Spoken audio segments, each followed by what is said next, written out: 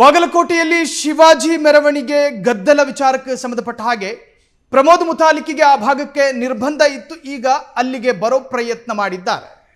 ನಿರ್ಬಂಧದ ನಡುವೆಯೂ ಕೋಟೆನಾಡಿಗೆ ಮುತಾಲಿಕ್ ಎಂಟ್ರಿ. 1 ತಿಂಗಳ ನಿರ್ಬಂಧ ಇದ್ದರೂ ಕೂಡ ಮುತಾಲಿಕ್ ಪ್ರವೇಶ ಮಾಡೋದಕ್ಕೆ ಪ್ರಯತ್ನ ಪಟ್ಟರು. ರೈಲ್ವೆ ನಿಲ್ದಾಣಕ್ಕೆ ಆಗಮನ ಆಗ್ತಾ ಇದ್ದ ಹಾಗೆ ಖಾಕಿ ಖಡಕ್ ಎಂಟ್ರಿ.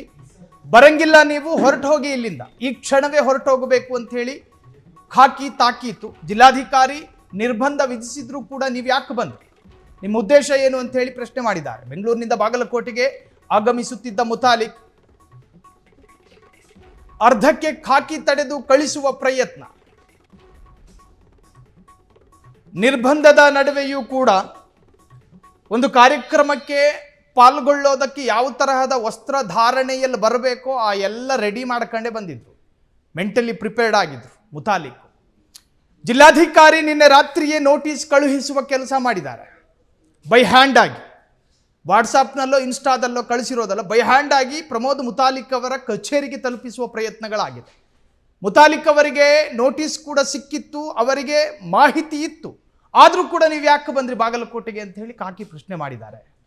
ಇದೊಂದು ಸೂಕ್ಷ್ಮ ಪ್ರದೇಶ, ಗಲಭೆ ಪೀಡಿತ ಪ್ರದೇಶ ಆಗಿದೆ. ಈ ಪ್ರದೇಶಗಳಿಗೆ ವಿವಾದಾತ್ಮಕ ವ್ಯಕ್ತಿಗಳು ಬರಂಗಿಲ್ಲ. ನೀವು ಬಂದರೂ ಕೂಡ ಮಾನವೀಯ ಮಾತುಗಳನ್ನು ಆಡೋದಿಲ್ಲ. ಎದುರಿದ್ದ ತರುಣರ ಕಿವಿಗಳಿಗೆ ಕಾದ ಅಕ್ಷರದ ಝರಿಯನ್ನೇ ಉದುರಿಸ್ತೀರಿ. ಹಾಗಾಗಿ ಉದ್ರಿಕ್ತ ವಾತಾವರಣ ಮತ್ತೆ ನಿರ್ಮಾಣ ಆಗೋದು ಬೇಡ ಅಂತ ಹೇಳಿ ಜಿಲ್ಲಾಡಳಿತ ಆ ತರಹದೊಂದು ನಿರ್ಧಾರಕ್ಕೆ ಬಂದಿರುತ್ತೆ. ಸುಮ್ಮನೆ ಯಾವುದೋ ಒಂದು ಸಾಧಾರಣ ವ್ಯಕ್ತಿಯ ಬರೋ ಸ್ವಾತಂತ್ರ್ಯಕ್ಕೆ ಧಕ್ಕೆ ತರೋದಿಲ್ಲ ಜಿಲ್ಲಾಡಳಿತ. ಅವರ ವಿರುದ್ಧ ಒಂದಷ್ಟು ಆರೋಪಗಳಿರ್ತಾವೆ. ಆ ಭಾಗದ ಗುಪ್ತಚರ ಇಲಾಖೆಯು ಕೂಡ ಮಾಹಿತಿ ಕೊಟ್ಟಿರ್ತವೆ. ಅಲ್ಲಿನ ಇಂಟೆಲಿಜೆನ್ಸರ ಅಭಿಪ್ರಾಯಗಳನ್ನು ಕೂಡ ಜಿಲ್ಲಾಡಳಿತ ಕೆಲವೊಮ್ಮೆ ಸಂಗ್ರಹ ಮಾಡಿರುತ್ತೆ. ಪ್ರಮೋದ್ ಮುತಾಲಿಕ್ ಬರುವ ಕಾರಣ ಅವರ ಪ್ರಚೋದನಾತ್ಮಕವಾದ ಹೇಳಿಕೆ ಬಾಗಲಕೋಟೆಯನ್ನು ಹೊತ್ತಿ ಉರಿಯುವಂತೆ ಮಾಡೋ ಸಾಧ್ಯತೆಗಳಿದ್ದಾವೆ. ಹಾಗಾಗಿ ನೀವು ತಾತ್ಕಾಲಿಕ ಅವರನ್ನು ತಡಿಬೇಕು ಅಂತ ಹೇಳಿ ಜಿಲ್ಲಾಡಳಿತ ಇವರ ವಿರುದ್ಧ ಪ್ರಮೋದ್ ಮುತಾಲಿಕ್, ಪುನೀತ್ ಕೆರೆಹಳ್ಳಿ, ಹೀಗೆ ಒಂದಷ್ಟು ವ್ಯಕ್ತಿತ್ವದ ವಿರುದ್ಧ ನಿರ್ಬಂಧದ ಆದೇಶವನ್ನು ಹೊರಡಿಸಿರ್ತಾರೆ. ಆ ಪೈಕಿ ಮುತಾಲಿಕ್ ಕೂಡ ಇದ್ರು. ಈಗಾಗಲೇ ನೋಟಿಸನ್ನು ಕೂಡ ಕಳುಹಿಸಿಕೊಡ್ಲಾಯಿತು. ಆದರೂ ಕೂಡ ಬಾಗಲಕೋಟೆಯ ರೈಲ್ವೆ ನಿಲ್ದಾಣಕ್ಕೆ ಬಂದರು. ಪೊಲೀಸ್ ಇಲಾಖೆಗೆ ಮಾಹಿತಿ ಸಿಕ್ತು. ತಕ್ಷಣ ಪೊಲೀಸ್ ಇಲಾಖೆಗೆ ಮಾಹಿತಿ ಸಿಕ್ಕ ತಕ್ಷಣವೇ ರೈಲ್ವೆ ಸ್ಟೇಷನ್ಗೆ ಬಂದು ಪ್ರಮೋದ್ ಮುತಾಲಿಕ್ ರವರನ್ನ ತಡೆಯೋ ಪ್ರಯತ್ನ ಮಾಡಿದ್ರು. ನಿಮಗೆ ಜಿಲ್ಲಾಡಳಿತ ನಿರ್ಬಂಧ ವಿಧಿಸಿದೆಯಲ್ಲ, ಮತ್ಯಾವ ಕಾರಣಕ್ಕೋಸ್ಕರ ಬಂದ್ರಿ, ನಿಮ್ಮ ಉದ್ದೇಶ ಏನು ಅಂತ ಕೇಳ್ತಾರೆ.